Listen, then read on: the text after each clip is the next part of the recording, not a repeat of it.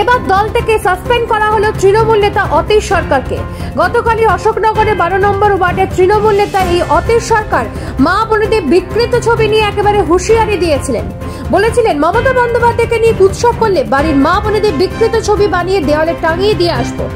তার এই কুরুচিকর মন্তব্য নিয়ে বিতর্কের ঝড় তৈরি হয় এবং এরপরে তৃণমূলের পক্ষ থেকে এই নেতাকে দল থেকে বহিষ্কার করা হয় এবং তার বিরুদ্ধে উপযুক্ত ব্যবস্থা গ্রহণ করা হবে বলে জানানো হয়েছে।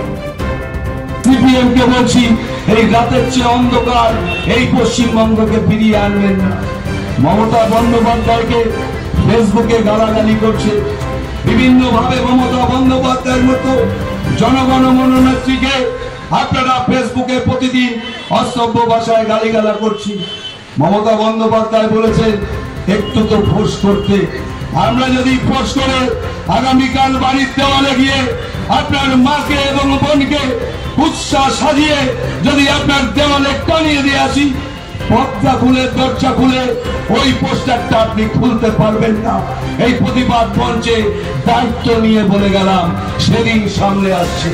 সকালবেলা উঠে দেখবেন যে মমতা বন্দ্যোপাধ্যায়কে ফেসবুকে আপনি ব্যক্তি কুৎসা করছেন, যে মমতা বন্দ্যোপাধ্যায়কে চরিত্র নিয়ে গালাগালি করছেন, আপনার বাড়ির দরজায় গিয়ে আপনার মা বোনকে বিকৃত ছবি করে আপনার বাড়ির দেওয়ালে টানিয়ে দিয়ে আসবো।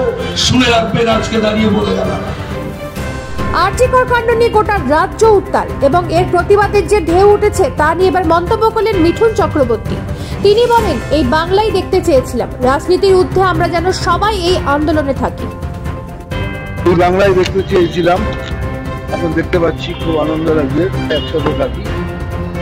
আর আমি বলছি বলে মানে বিজেপি বলছে না, আমি মিঠুন চক্রবর্তী বলছি যে রাজনীতির ঊর্ধ্বে এই আন্দোলনে আমরা যেন সবাই একসাথে। কলকাতা থেকে নিজস্ব প্রতিনিধি রিপোর্ট, নিউজ প্রাইম বাংলা।